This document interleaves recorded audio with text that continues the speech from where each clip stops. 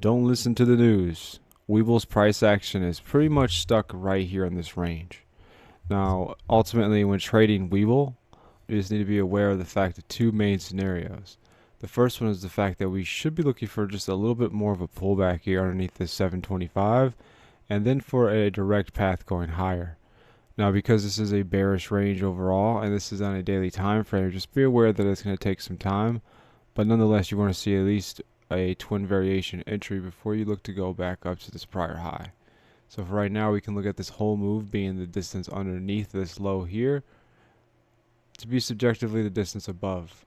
So if we can't get this overall variation, we should be looking for Weeble to be pushing all the way back up to somewhere right around 18 to maybe even 20 bucks over the next several days.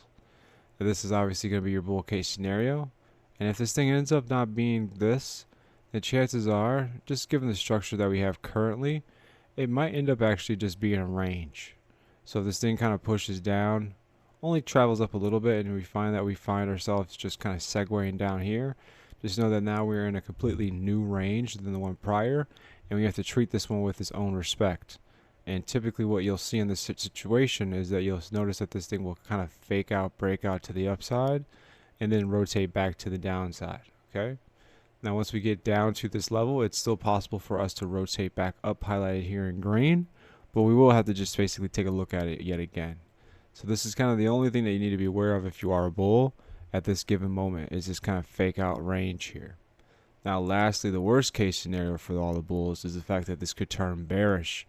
Now if this does turn bearish, it should be pretty obvious. Okay, we already have this subjective leg here to kind of anchor us. We would assume that we're going to go down, relatively deep compared to price action, somewhere into the 425, and then we should look for some sort of bounce from there and a continuation going back down. Right? So it will take a pretty much a collapse in the stock to change the narrative of looking to buy the dip, essentially. All right. So again, thank you for leaving the comments down below of your favorite stock. And in today's episode, that's exactly what I gave you. Ticker symbol BULL. Thanks for watching. See you on the next candle.